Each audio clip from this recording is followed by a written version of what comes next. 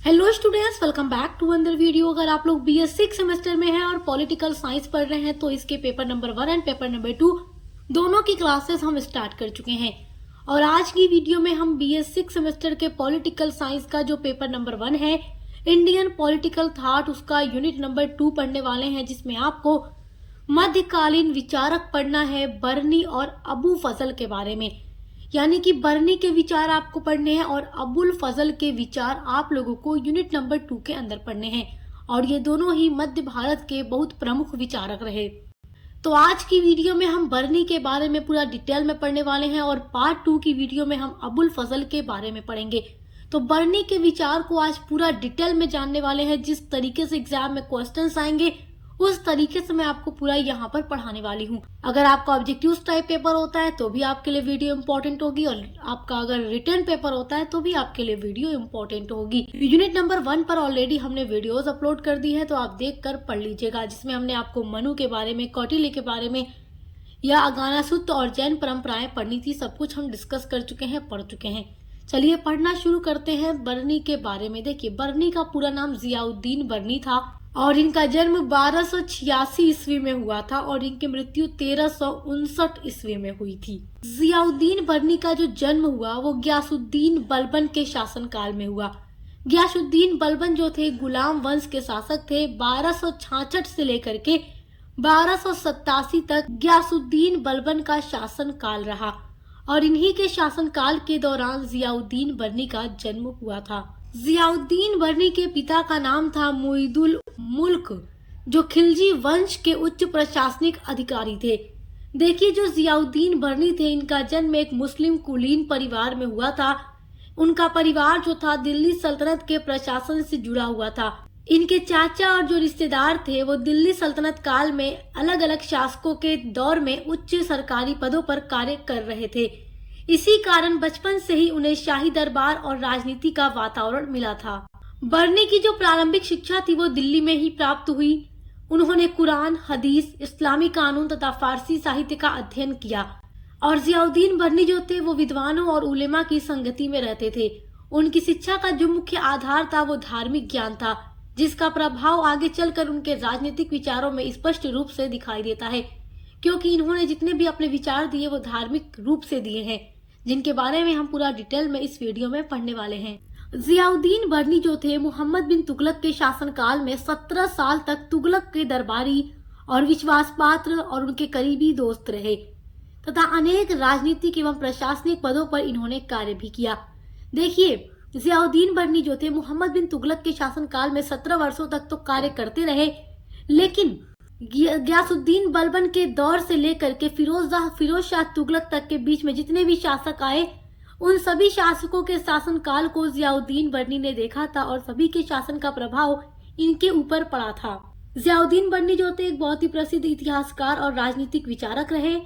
मध्यकाल के तुगलक के शासनकाल में बर्नी को महत्वपूर्ण स्थान प्राप्त था, लेकिन मोहम्मद बिन तुगलक के जो उत्तराधिकारी थे सुल्तान फिरोज तुगलक ने बर्नी की शाही पदवी छीन ली तथा उन्हें जेल में डाल दिया।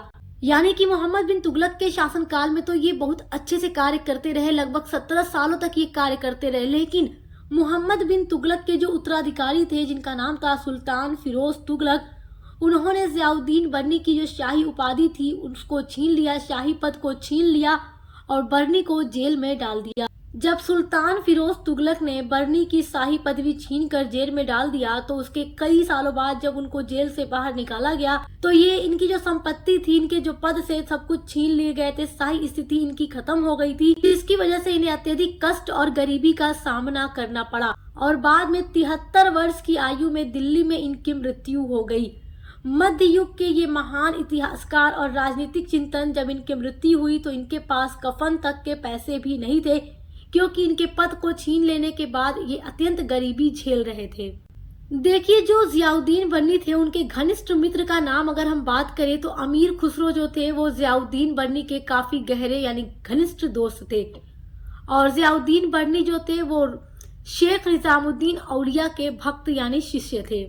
देखिए, गयासुद्दीन बलबन जो थे गुलाम वंश के शासक, इनका जो शासन काल चल रहा था 1266 से लेकर 1287 या 86 माना जाता है, कहीं कहीं पर 86 भी देता है, कहीं कहीं 87 भी देता है कि गयासुद्दीन बलबन ने 1286 या 87 तक शासन किया था। तो इनके शासन का जो एकदम अंतिम साल चल रहा था 1286, उसी में जियाउद्दीन बर्नी का जन्म हुआ था। और गयासुद्दीन बलबन के बाद जो शासक आते हैं सुल्तान मुइजुद्दीन कैकुबाद, इनका शासनकाल 1286 से 1290 तक रहा। उसके बाद जलालुद्दीन फिरोज खिलजी 1290 से 1296 तक इन्होंने शासन किया। उसके बाद अलाउद्दीन खिलजी, इन्होंने 1296 से लेकर 1316 तक शासन किया। फिर कुतुबुद्दीन मुबारक शाह, जिन्होंने 1316 से लेकर 1320 ईस्वी तक शासन किया। फिर गयासुद्दीन तुगलक, जिन्होंने 1320 से 1325 तक शासन किया। फिर मोहम्मद बिन तुगलक 1325 से 1391 तक शासन करते हैं। और फिर फिरोज शाह तुगलक 1391 से 1388। 8 शासकों के शासनकाल को जियाउद्दीन बर्नी ने अपने जीवन में देखा था। गयासुद्दीन बलबन के आखिरी शासनकाल के दौरान इनका जन्म हुआ और फिरोज शाह तुगलक के शासनकाल में इनकी मृत्यु हो गई थी। देखिए, इन 8 शासकों में से मोहम्मद बिन तुगलक के शासनकाल में जियाउद्दीन बर्नी ने 17 सालों तक कार्य किया। और जब मोहम्मद बिन तुगलक के उत्तराधिकारी सुल्तान फिरोज शाह तुगलक शासक बनते हैं तो ये जियाउद्दीन बर्नी का पद छीन कर जेल में डाल देते हैं। ये सब कुछ मैं आपको पढ़ा चुकी हूँ। तो चलिए, यहाँ तक उम्मीद करती हूँ कि आप समझ गए होंगे। आइए अब जियाउद्दीन बर्नी की रचनाओं के बारे में जानते हैं, जो कुछ उन्होंने लिखी है और अपने विचार जो उन्होंने राजनीति के क्षेत्र में दिए हैं। आइए अब बर्नी के राजनीतिक विचारों को पढ़ते हैं। देखिए, बर्नी का जो राजनीतिक विचार था वो इस्लाम धर्म पर आधारित था। बर्नी के अनुसार राज्य का आधार इस्लाम होना चाहिए, जो शासन होना चाहिए वो शरीयत यानी इस्लामी कानून के अनुसार चलना चाहिए।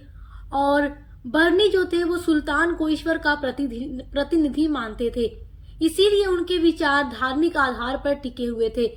यानी कि इनका मानना था कि जो भी शासन किया जा रहा है वो शरीयत के हिसाब से, इस्लाम के हिसाब से होना चाहिए। तो इनके विचारों को पढ़ने से पहले आइए इनकी कुछ रचनाओं के बारे में जान लेते हैं। तारीख ए फिरोज शाही, जो कि बर्नी के द्वारा लिखी गई एक किताब है, जो कि संवाद शैली में लिखी गई है। ये मुख्य रूप से इतिहास व ऐतिहासिक घटनाओं पर आधारित कृति है। इसमें गयासुद्दीन बलबन से लेकर के फिरोज शाह तुगलक तक इन 8 सुल्तानों के शासन काल को इन्होंने देखा है। गयासुद्दीन बलबन का जब एकदम लास्ट टाइम चल रहा था तब तो इनका जन्म हुआ था, लेकिन वहां से लेकर के फिरोज शाह तुगलक जिसके शासन काल में इनकी मृत्यु हुई थी, तो उन 8 सुल्तानों के बारे में उन्होंने सब कुछ अपनी इस किताब तारीख ए फिरोज शाही में लिखी है। अब देखिए, यहाँ पर अगली जो इनकी रचना है वो है फतवा ए जहांदारी। ये भी इन्होंने संवाद शैली में ही लिखी है। देखिए, इस कृति में बर्नी का राजनीतिक चिंतन है, यानी कि बर्नी ने जितना भी राजनीति के क्षेत्र में अपना विचार दिया है, अपना चिंतन दिया है कि राजनीति कैसी होनी चाहिए, शासन कैसे होना चाहिए, वो सारी चीजें उनकी इस किताब फतवा ए जहांदारी में इन्होंने लिखी है। इसमें आदर्श शासक से संबंधित विचार इन्होंने प्रस्तुत किए हैं। इस कृति के माध्यम से बर्नी अपने समकालीन शासक फिरोज शाह के समक्ष एक आदर्श रखना चाहते थे। देखिए, बर्नी के जो आदर्श शासक थे वो महमूद गजनवी थे, यानी कि बर्नी महमूद गजनवी को एक आदर्श शासक मानते थे। ये गजनवी को ही अपना सच्चा बादशाह मानते थे, यानी कि बर्नी गजनवी महमूद गजनवी को ही एक सच्चा बादशाह मानते थे, एक आदर्श शासक मानते थे। फतवा ए जहांदीरी जो किताब है, फतवा ए जहांदीरी, इन्होंने फिरोज शाह तुगलक को ही समर्पित की है। ये किताब फारसी विद्वानों के साथ साथ यूनानी दार्शनिकों प्लेटो व अरस्तु का भी उल्लेख है। यानी कि ये जो किताब है फतवा ए जहांदारी, इसमें फारसी जितने भी विद्वान रहे हैं उनके भी विचार इसमें उन्होंने लिखे हैं बर्नी ने। और साथ ही साथ जो यूनानी दार्शनिक रहे प्लेटो और अरस्तु, जब आप लोग बीए 4th सेमेस्टर में थे तब पॉलिटिकल साइंस में मैंने आप लोगों को प्लेटो और अरस्तु के बारे में पढ़ाया था, जो कि यूनान के दार्शनिक थे और इन्होंने भी राजनीति के क्षेत्र में अपने बहुत सारे विचार प्रस्तुत किए हैं। तो इनके भी विचार बर्नी की इस किताब में देखने को मिल जाते हैं। और इन किताबों के अलावा इनकी और भी बहुत सारी रचनाएं हैं, जैसे कि सनाए मुहम्मदी, सलाते कबीर, इनायत नामे इलाही, माशिर ए सादात, हसरत नामा, तारीख ए बरमकियान। तो ये सारी किताबें बर्नी के द्वारा लिखी गई हैं। आइए मेरे प्यारे बच्चों, पढ़ते हैं बर्नी का आदर्श राज्य और आदर्श शासक। बर्नी के जो भी विचार हैं, जो भी चिंतन है राजनीति के क्षेत्र में, आइए उसके बारे में अब पढ़ना शुरू करते हैं। उम्मीद कर रही हूँ अभी तक जितना मैंने आपको पढ़ाया है वहां तक आप अच्छे से समझ गए होंगे। समझ रहे हैं तो वीडियो में कमेंट जरूर कीजिएगा, जिससे हमें काफी खुशी होती है कि हमने आपके लिए इतनी मेहनत से वीडियोस बनाई, आपके लिए नोट्स तैयार किया, तो आपको अपने सारे टॉपिक अच्छे से समझ आ रहे हैं। देखिए, बर्नी ने कहीं राज्य की उत्पत्ति का एकदम स्पष्ट रूप से कोई सिद्धांत नहीं दिया है। बर्नी जो थे वो शरीयत को काफी ज्यादा महत्व देते थे। बर्नी का मानना था कि जो भी सुल्तान शासन कर रहा है उसे शरीयत के हिसाब से, इस्लाम के हिसाब से शासन करना चाहिए तथा खुदा को सभी विचारों व विश्वासों का स्रोत मानता है। यानी कि जो बर्नी है वो शरीयत में विश्वास रखते हैं, शरीयत के हिसाब से शासन करने के बारे में बताते हैं और खुदा को ही वो सभी विचारों व विश्वासों का स्रोत मानते हैं। बर्नी के अनुसार खुदा ने ही विश्व का निर्माण किया है, यानी जो खुदा है उन्होंने ही पूरे विश्व, पूरी दुनिया को बनाया है और वही इसका आधार बिंदु है। और कोई भी शासक है अगर उसे शासन करना है तो शरीयत को फॉलो करके करना है, इस्लाम को फॉलो करके करना है, ऐसे विचार ये प्रस्तुत करते हैं। देखिए, बर्नी ने महमूद गजनवी को एक आदर्श शासक माना है। ये आदर्श शासक की बात करते हैं तो महमूद गजनवी को इन्होंने एक आदर्श शासक माना है तथा उसे ही सच्चा बादशाह भी इन्होंने कहा है। बाद के बादशाही को इन्होंने महमूद की संतान माना है, यानी कि बाद के जितने भी बादशाह हैं वो महमूद की संतान है। सच्चा बादशाह महमूद है और एक आदर्श शासक भी इनके अनुसार महमूद गजनवी ही है। देखिए, बर्नी का विचार है कि वास्तविक शासक ईश्वर है, क्योंकि इसने ही दुनिया को बनाया है। तो जो भी पूरा शासन करता है, पूरी दुनिया को जो चलाता है वो ईश्वर है। बर्नी के अनुसार बादशाही जो है खुदा की नियामत यानी उपहार है, खुदा की नेमत है, खुदा का उपहार है या खुदा के द्वारा दिया गया गिफ्ट है जो बादशाही है। बादशाही उसी समय तक स्थापित रह सकती है जब तक बादशाह पर लोगों का विश्वास हो। जियाउद्दीन बर्नी का ये विचार है, ये कहना है कि देखो, कोई भी बादशाह जब शासन कर रहा है तो उसकी बादशाही तभी तक स्थापित रहेगी जब लोगों का बादशाह पर विश्वास होगा। बर्नी ने अपने शब्दों में लिखा है कि जनता का विश्वास खो देने वाले शासक को पद छोड़ देना चाहिए, क्योंकि यदि जनता का विश्वास बादशाह पर से उठ गया तो फिर उस बादशाह की बादशाही वहीं से समाप्त हो जाती है। यदि जनता का विश्वास बादशाह पर से उठ जाए तो शासक को चाहिए कि वो अपना पद छोड़ दे। तो इस तरीके के विचार बर्नी देते हैं। देखिए, बर्नी अपने राजनीतिक विचार में सुल्तान के 3 कार्य बताते हैं। बर्नी ने सुल्तान के कुल 3 कार्य यानी 3 काम बताए हैं कि एक सुल्तान को ये 3 काम करने चाहिए। पहला काम इन्होंने बताया है कि शरीयत को लागू करना चाहिए, यानी कि शरीयत यानी इस्लाम के हिसाब से शासन करना चाहिए। दूसरा इन्होंने काम बताया एक सुल्तान के लिए कि अनैतिक व पापपूर्ण कार्यों पर नियंत्रण लगाना चाहिए, यानी जो काम करने से गुनाह है, जो पाप है या अनैतिक जो चीजें हैं, इन सारी चीजों पर नियंत्रण लगाना चाहिए। और तीसरा काम जो इन्होंने बताया है वो है न्याय उपलब्ध करवाना, यानी कि न्याय उपलब्ध कराना चाहिए। यदि किसी के साथ गलत हो रहा है, अन्याय हो रहा है तो उसे न्याय दिलवाना चाहिए। तो ये 3 काम इन्होंने सुल्तान के लिए बताए हैं कि सुल्तान को ये 3 काम जरूर करने चाहिए। अब आगे देखिए, बर्नी के जो राजनीतिक सिद्धांत है उसके 3 लक्ष्य थे। पहला लक्ष्य था कि भारतीय मुस्लिम साम्राज्य को सुदृढ़ करना चाहिए। दूसरा लक्ष्य इनका था कि राज शक्ति का स्वरूप जन कल्याणकारी करना चाहिए, यानी कि राज शक्ति का स्वरूप कैसा हो, जन कल्याणकारी, जनता के कल्याण के लिए होना चाहिए। और तीसरा इनका लक्ष्य था कि मुस्लिम सल्तनत की वैधता व लोकप्रियता बढ़ाई जाए। तो ये 3 लक्ष्य था बर्नी के राजनीतिक सिद्धांत का। और इन लक्ष्यों की पूर्ति हेतु विस्तृत सुझाव बर्नी ने अपनी पुस्तक फतवा-ए-जहादारी में दिए हैं। ये 3 लक्ष्य उन्होंने अपनी किताब फतवा-ए-जहादारी में पूरा प्रस्तुत किया है। आइए पढ़ते हैं बर्नी का कानून संबंधी विचार या विधि का शासन।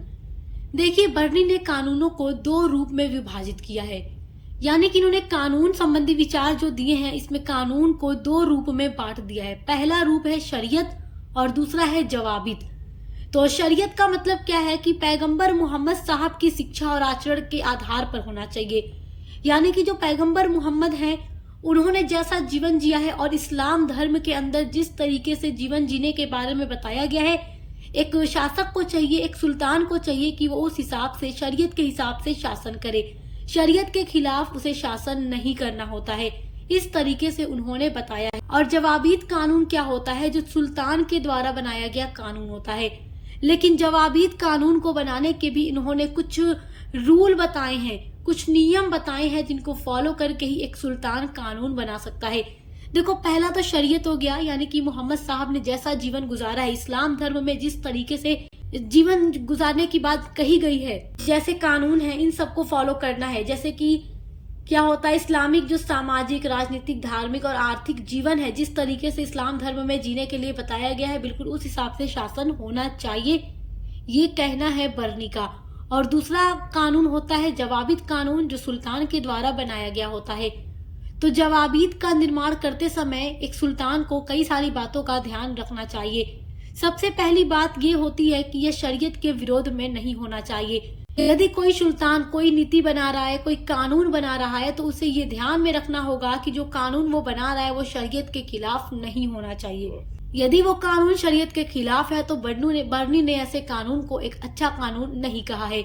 दूसरी बात जो एक शासक को ख्याल में रखनी चाहिए, एक सुल्तान को ख्याल में रखनी चाहिए जवाबित कानून बनाते समय, कि इससे आम लोगों के बीच सुल्तान की निष्ठा बढ़े। यानी कि सुल्तान अगर कोई कानून बना रहा है तो उससे जो आम जनता है उनके बीच सुल्तान की निष्ठा बढ़े। ये नहीं कि कानून बनाते ही जनता जो है सुल्तान को पसंद करना ही छोड़ दे, तो ऐसा भी कानून नहीं होना चाहिए। और तीसरा इन्होंने बताया कि इसका आधार शरीयत ही होना चाहिए, यानी कि सुल्तान को अगर कोई कानून बनाना भी है तो शरीयत को ध्यान में रख कर ही, इस्लाम धर्म को ध्यान में रख कर ही बनाना है। इस्लाम धर्म के खिलाफ जो चीजें हैं उसके हिसाब से कानून नहीं बनाना चाहिए। तो ये सारी चीजें बरनी ने अपने राजनीतिक विचार में प्रस्तुत की हैं। इस प्रकार देखिए, शरीयत के कानून ही इस्लामी राजनीति का आधार है, यानी कि शरीयत के हिसाब से ही कानून होना चाहिए। आइए अब पढ़ते हैं बरनी के द्वारा दिए गए बाजार पर नियंत्रण करने के विचार। ये भी बहुत इंपॉर्टेंट है आपके एग्जाम के लिए, तो ध्यान से समझिएगा। मैंने पूरा नोट्स बिल्कुल वैसे ही तैयार किया है जैसे आप लोगों को जाकर अपने एग्जाम में लिखना है। तो अगर आप हमारी वीडियोस देख करके एग्जाम की तैयारी करते हैं हर एक सब्जेक्ट की, तो आपकी तैयारी काफी अच्छी होगी और आपको एग्जाम में पूरा नंबर भी मिलेगा अगर आप ऐसे लिख करके आएंगे तो। देखिए, बरनी के अनुसार बाजार को नियंत्रित करने के लिए दीवाने रियासत का निर्माण किया गया है, जबकि देखिए अनाज की मंडी के संचालन के लिए सबानाए मंडी का प्रावधान था, जिसके द्वारा बाजार में वजन, कीमत और काला बाजारी को नियंत्रित किया जाता था। यानी कि हर एक चीज पर नियंत्रण रखा जाता था कि वजन क्या है, सही वजन से दिया जा रहा है या नहीं, कीमत सही है या नहीं, और काला बाजारी पर भी नियंत्रण रखा जाता था।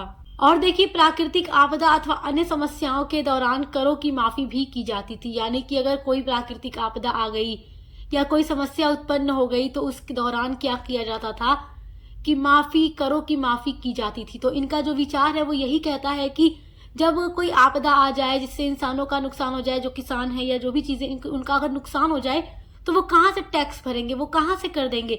तो करों की माफी होनी चाहिए ताकि इंसान पर बोझ ना हो। तो ये है उनका बाजार नियंत्रण। आइए अब पढ़ते हैं न्याय प्रणाली के बारे में कि उन्होंने न्याय प्रणाली के बारे में क्या अपने विचार प्रस्तुत किए हैं, न्याय के बारे में उन्होंने क्या बताया है।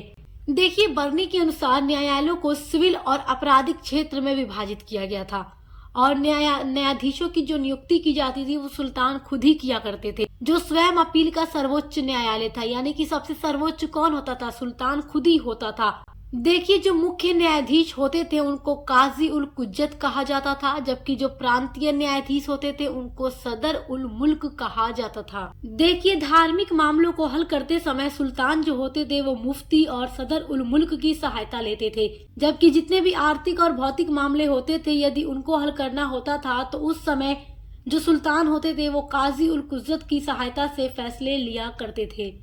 तो ये थी न्याय प्रणाली के बारे में इनके विचार। देखिए, न्याय प्रणाली में भेदभाव नहीं किया जाता था, परंतु न्यायिक आधार शरीयत ही होता था और न्याय प्रदान करने में धर्म को भी आधार बनाया था। उनका यही कहना था कि जो भी व्यक्ति को न्याय देना है तो शरीयत के हिसाब से ही न्याय देना चाहिए, धर्म को आधार बनाकर ही देना चाहिए। उससे क्या होता था, किसी भी व्यक्ति के साथ अन्याय नहीं होता था। शरीयत और इस्लाम धर्म को प्रमुख बनाकर ही इंसान को न्याय दिया जाता था और किसी के साथ भी अन्याय नहीं होता था। आइए अब आगे बढ़ते हैं और देखते हैं राजनीति और नैतिकता। आइए इसमें देखते हैं बरनी का क्या विचार है, बरनी का क्या मानना है। देखिए, बरनी का मानना है कि शासक को व्यक्तिगत एवं राजनीतिक दोनों जीवन में नैतिक और धार्मिक आचरण का प्रयोग करना चाहिए।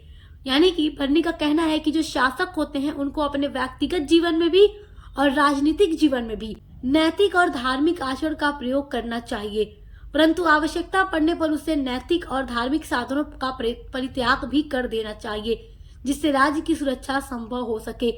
यानी कि बर्नी का यही कहना है कि जो शासक होता है वो व्यक्तिगत और राजनीतिक दोनों ही जीवन में धर्म के हिसाब से, शरीयत के हिसाब से और नैतिकता के हिसाब से शासन करे, लेकिन यदि अगर कोई जरूरत पड़ जाए तो वो मजबूरी में अपनी नैतिक और धार्मिक साधनों को परित्याग कर सकता है, जिससे राज्य की सुरक्षा संभव हो सके। आइए अब पढ़ते हैं अरस्तु बनाम बर्नी। अरस्तु जो कि यूनान के विचारक और दार्शनिक थे और बर्नी मध्य भारत के प्रमुख राजनीतिक विचारक थे। तो देखिए, अरस्तु के विचार भी मैं आप लोगों को पढ़ा चुकी हूँ जब आप लोग बीए 4th सेमेस्टर में थे पॉलिटिकल साइंस में, और जब 6th सेमेस्टर में आप लोग आ जाते हैं तब आपको बर्नी के विचार पढ़ना होता है, जो अभी आप पढ़ रहे हैं। तो देखिए, बर्नी जो है अरस्तु की तरह सामाजिक व राजनीतिक जीवन में समानता की बजाय श्रेणीबद्धता व कुलीनता का समर्थक है। यानी कि देखिए, आप लोगों ने जब अरस्तु के बारे में भी पढ़ा था तो आपने अरस्तु का दासता का सिद्धांत पढ़ा था, दासता का विचार पढ़ा था। यानी दास जो प्रथा होती है, जो दासी होते हैं, उसका विचार आप लोगों ने पढ़ा था। अरस्तु ने जो विचार दिया है दास प्रथा को लेकर, क्योंकि अरस्तु का मानना था कि इस दुनिया में जो इंसान है वो अपनी बुद्धि, योग्यता, गुण और अपनी क्षमता के आधार पर शासक बनते हैं, और जो बुद्धिहीन होते हैं, जिनमें बुद्धि, योग्यता, क्षमता कम होती है, तो वो दास बनते हैं, वो आज्ञा मानने वाले बनते हैं। अगर हर व्यक्ति बुद्धिमान, योग्यता और क्षमता में बराबर होगा, गुणों में बराबर होगा, तो हर कोई शासक होगा, तो फिर शासित कौन होगा। तो उनका कहना था कि सामाजिक, राजनीतिक हर एक क्षेत्र में कार्य को करने के लिए दास प्रथा की आवश्यकता होती है, दासों की आवश्यकता होती है, और वो बुद्धिहीन होते हैं। ये किसका कहना था? अरस्तु का कहना था कि वो बुद्धिहीन होते हैं तो वो आज्ञा का पालन करते हैं। वो अगर कोई शासक है जो अपने विवेक से, अपनी बुद्धि से, अपनी योग्यता से शासन कर रहा है, तो जो वो आज्ञा देता है तो जो बुद्धिहीन व्यक्ति होते हैं उसको बड़ी खुशी से और सही से पालन भी करते हैं, क्योंकि वो बुद्धिहीन होते हैं। और एक जीवन को गुजारने के लिए सामाजिक, हर एक चीज में इस चीज की आवश्यकता होती है। जबकि जो सोफिस्ट थे वो अरस्तु के इस विचार का विरोध करते थे। उनका कहना था कि जो मनुष्य है वो स्वतंत्र पैदा हुआ है तो वो किसी का दास नहीं हो सकता। जबकि अरस्तु का मानना था कि इस दुनिया में हर व्यक्ति क्षमता, योग्यता, गुण और बुद्धि में बराबर नहीं है, कुछ स्वामी हैं तो कुछ दास हैं। तो वही विचार बर्नी का भी है, जो समानता की बजाय श्रेणीबद्धता और कुलीनता का समर्थक है। बर्नी की मान्यता थी कि कुछ लोग श्रेष्ठ हैं और शासन करने के लिए पैदा हुए हैं, और कुछ निम्न हैं जो शासित होने योग्य हैं, यानी जो दास या शासित होने योग्य हैं, और कुछ लोग स्वामी हैं जो शासन करने के लिए ही पैदा हुए हैं। और यही मानना अरस्तु का भी था। तो कहीं ना कहीं अरस्तु और बर्नी की जो ये विचार हैं एक दूसरे से मिलते जुलते हैं। आइए बर्नी का सामाजिक व्यवस्था पर क्या विचार है उसको पढ़ते हैं। देखिए, बर्नी ने समाज को उच्च और निम्न वर्गों में विभाजित किया है। बर्नी ने उच्च वर्ग के लोगों को अशराफ कहा है और निम्न वर्ग के लोगों को अजलाफ कहा है। बर्नी का कहना है कि शासन का जो अधिकार है केवल उच्च कुलीन लोगों को ही मिलना चाहिए, यानी कि जो अशराफ होते हैं शासन का अधिकार उनको ही मिलना चाहिए। बर्नी ने निम्न लोगों को उच्च पद देने का विरोध किया है। तो ये उनकी सामाजिक व्यवस्था पर उनके विचार हैं। तो आई होप कि आप बर्नी के सारे विचारों को बहुत अच्छे से समझ गए होंगे। समझ में आ गया है तो वीडियो को लाइक, कमेंट कीजिएगा, चैनल को सब्सक्राइब करना मत भूलिएगा, क्योंकि हम आपके बीए के हर सेमेस्टर में हर एक सब्जेक्ट की तैयारी कराते हैं। तो अगर आप लोग पॉलिटिकल साइंस के अलावा भी अदर कोई सब्जेक्ट पढ़ रहे हैं या आपका जो को करिकुलर सब्जेक्ट है, उसके लिए चैनल पर हमारे विजिट जरूर कीजिएगा, क्योंकि हर एक सब्जेक्ट की क्लासेस चल रही हैं और एग्जाम की तैयारी करने के लिए आपको पूरा मॉडल पेपर भी प्रोवाइड किया जा रहा है, जिनके थ्रू आप अपनी अच्छी तैयारी कर सकते हैं। तो अच्छे से पढ़ाई करते रहिए। Best of luck. अब मिलते हैं अगले वीडियो के साथ।